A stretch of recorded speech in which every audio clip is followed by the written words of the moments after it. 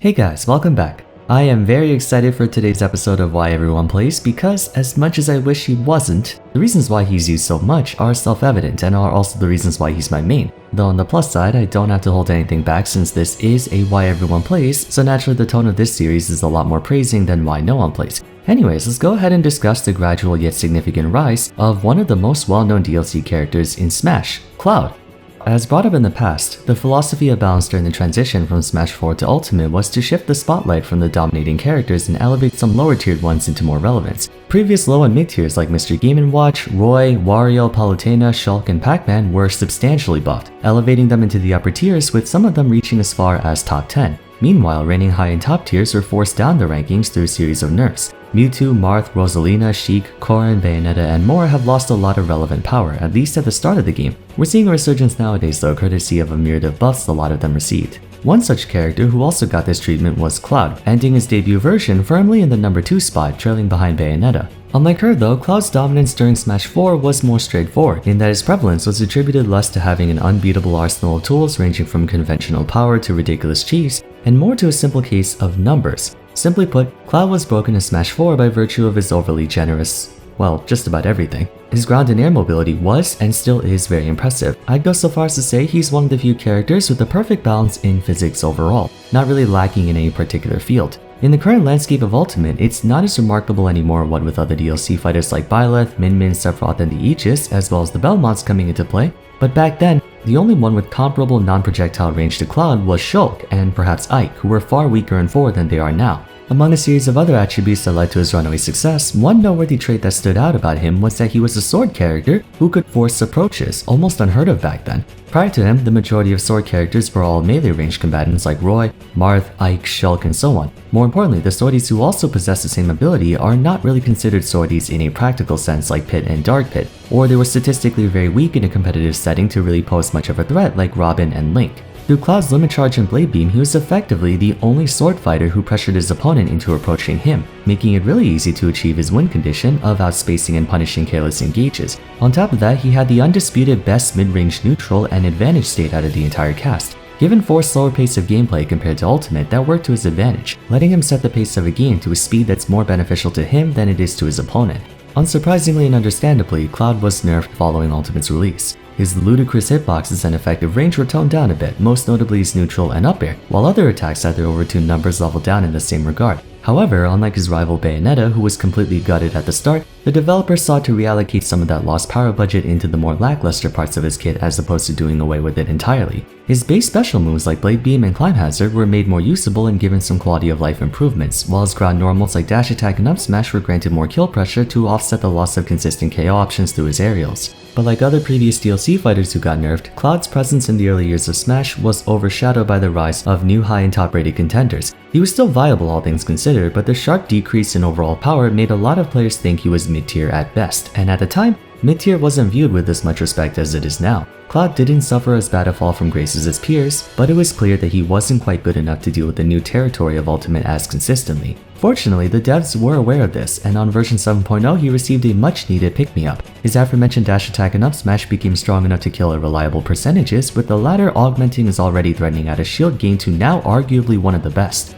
Additionally, his up special now snaps the ledge earlier just fast enough to be hard to reliably 2-frame, and finally, limit gauge could be charged manually a full second faster, giving him access to more limits, and an even bigger incentive to charge whenever he could. So while you can no longer hold onto limit status indefinitely, you can get access to more, and thus more uses of his versatile limit specials. With these quality of life buffs, Cloud was brought back into competitive relevance, nowhere near as dominant as he was back then, but enough to consider him a genuine threat in the metagame. What's interesting, however, is the main drive behind Cloud's late blooming popularity, bringing us to the first reason why so many are beginning to use him. Through a combination of being very easy to pick up due to a straightforward kit and a solid balance of power, speed, range, and damage, Cloud was able to find gainful employment at being what I like to call the anti-meta, inadvertently rendering him a meta character but in a roundabout way. Let me explain. An anti-meta character in the context of Smash is one who frequently causes trouble for a wide range of players in the competitive scene or top tiers. One of the early examples of this was Game & Watch. Not the best character by most people's standards, but he's exceptionally good at shutting down a lot of meta-relevant characters like Rob, Ness, Roy, Fox, Bowser, Snake, maybe we can throw in Captain Falcon, you get the idea. Other examples of anti-meta fighters are Pac-Man, Olimar, Sonic, Luigi, Mega Man to name a few. I wouldn't exactly say they're anti-meta on the basis of being gimmicky, but they're not very straightforward to go up against, and a lot of popular ones, especially in the West, are very confrontational, up close and personal. Right now the title of anti-meta king goes to Steve, for reasons I don't think I need to repeat. Whether by coincidence or intent, Cloud just so happens to have a favorable or at worst a decent matchup against those characters. He beats Pac-Man, he destroys Olimar, he can handle Sonic a lot more comfortably than 90% of the roster, he beats Luigi, and he's one of the few characters who's +1 into Steve. Personally, I think it's more of a 0.5 in light of Steve having just as many ways to screw over Cloud as Cloud does Steve, but only if he can close that gap. I digress though. Case in point, Cloud is really good at shutting down the characters who shut down other characters, thus making him anti-meta and thus making him meta. He's a very popular secondary choice for this reason, easy to pick up and understand, and can brute force his way through a lot of gimmicks. Granted, he's not the only one, Sephiroth has also been fielded by players, but the difference is that Cloud is more well-rounded while Sephiroth pushes further into extremes. He has just enough effective range to completely distance himself from his opponent without compromising anywhere else. Every other sortie in the game has a vulnerability that can be exploited in some way. For example, Lucina and Martha have roughly the same coverage as Cloud and superior frame data across the board, but their airspeed and gravity are noticeably worse than Cloud's, more so when he has limit. Furthermore, they're exclusively melee, forcing them to approach every time, which is exactly what a lot of anti-metas want. Another example, Roy and Mithra excel in close quarters combat despite being sorties, but it's somewhat cancelled out by them having to fight very aggressively, even if they're equipped with the right speed and mobility to do so. And just like Marth and Lucina, they're exclusively melee. They have no choice but to approach. Sorties of the projectile game like Robin have the inverse problem. Robin's able to play very defensively using arc fire and charging thunder to play just like a zoner, but their mobility is so abysmal to where they're unable to switch gears and pressure up close as easily. Cloud's rushdown and camping game doesn't swing as far as Roy and Robin respectively, but it doesn't have to. It's just enough to pose a threat, and that's what matters. Another aspect of his popularity stems from his overall safety. Cloud is one of the safest characters in the game for a multitude of reasons. The most apparent one is his range. Despite getting nerfed in several areas, his massive disjoints can invalidate so many characters' entire kits when spaced correctly. His amazing air mobility also lets him close the gap on you with approaching aerials, and if you do manage to block against them, they're so safe on shield to where most characters can't punish them regardless. Nothing in his kit exemplifies this more than his trademark back air, one of the few attacks in the game that can be accurately described as a when in doubt move. With a frame 11 startup, it's reasonably fast, does 13% base damage, covers the entire backside of him with generous verticality for that kind of reach. It's -3 on shield, meaning the only thing that can punish a perfect landing back air is a frame 3 up B. Even if Cloud doesn't land perfectly, some fighters simply don't have an out of shield option that extends far enough to strike back. Same with forward air as well. It's not as safe as back air, but some characters just don't have the speed and or range to punish him for hitting their shield. A common way to balance a character in Smash Bros is that if they're able to dish it out, they usually can't take it. Glass cannons like Fox, Sheik, and Pichu can overwhelm you with damage, combos, and speed, but you can just as easily burn their stock away with a few exchanges of your own. It stands to reason that if Cloud can exert all this pressure and get away with it, he's probably not good at taking pressure himself. Quite the opposite, he's one of the best at dealing with pressure, at least on stage. Against close-range fighters, he has two fantastic out-of-shield moves. Climb Hazard, which offers virtually no KO potential in his base form, but does a ton of damage and is a serviceable get-off-me tool whenever, and Up Smash, which kills deceptively early. Against long-range fighters, he may not have the best projectile game, but what he does have is Limit, often putting more pressure on his opponent than the other way around because once he activates it, he can abuse his incredible speed to rush them down.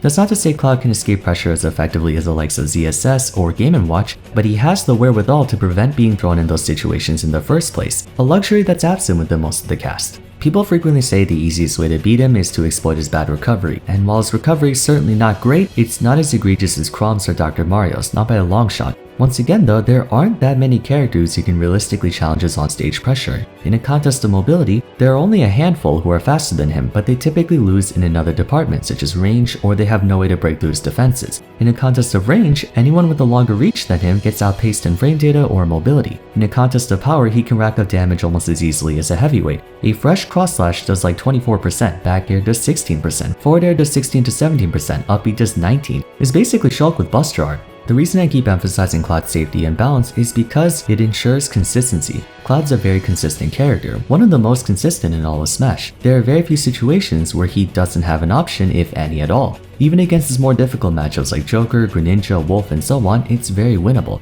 That's rare to see in Ultimate considering how vast and varied the roster is. By no means is Cloud this impenetrable wall with no weaknesses, but all of those weaknesses can be diminished to the point of irrelevance by switching gears, and players are starting to notice this, hence why they picked him up as a secondary or they're solo maining him. He's very consistent, and in this day and age, consistency is in short supply. On the subject of consistency, that very aspect is what makes Cloud applicable to a lot of players. Cloud's a fundamentals character, meaning the extent at which you find success depends on how good you are as a player overall. He doesn't have cheesy zero to death combos like Luigi, he doesn't have a get out of jail free card like Game & Watch's Uppy, and no, Climb Hazard is not as broken as Fire, anyone who says otherwise is on copium. He doesn't have any degenerate gimmicky playstyles either, just straightforward fundamentals. He has the perfect moveset and attributes to adapt to a situation. One of my favorite instances of this was during the match between Cola and Muteace's CEO 2021. I know this is very specific and anecdotally you can apply this to any other character, but bear with me. Cola's famous for his almost reckless aggression. He has one of, if not the best advantage state in the world. The only one who can match him is arguably Light.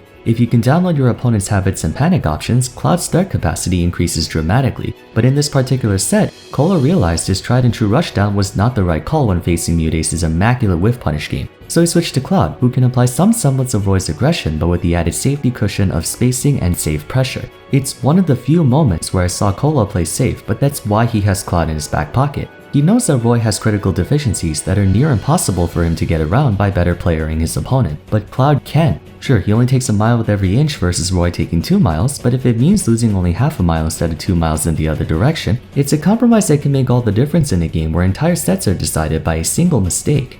Cloud's a good character, perhaps not the flashiest, but he doesn't need to be. He gets results, he's strong, but more importantly forgiving enough to perform consistently in a pragmatic setting. Other characters like Sheik may have near limitless potential in theory, but in practice that's just not feasible on account of human error. Cloud has a phenomenal combination of speed, power, range, frame data, offense, defense, close range, mid-range, long range, so on and so forth to reward a player based on how good they are. No cheese, just good old-fashioned gameplay. That's his gameplay attributes, but just like other members of the roster, circumstances played a big role in his development. First, the online era from 2020 to 2021 highlighted his generous margin for error, leading to Cloud finding great success in online tournaments to this day. This coinciding with buffs to him in version 7.0 brought a ton of attention to Cloud, and when the offline era came back in full force, we saw just how effective he was on a fundamental level. Second, the rise of DLC, namely Steve and Kazuya, two characters that Cloud performs decently well against. The pro scene is beginning to realize that solo maining is no longer a viable option. Few, if any, characters are versatile enough to contest the other 88 members of the roster without at least 2 or 3 bad matchups. That's why nowadays you see so many top-level players dabble in secondaries. Not just them, but the regional and local scenes too.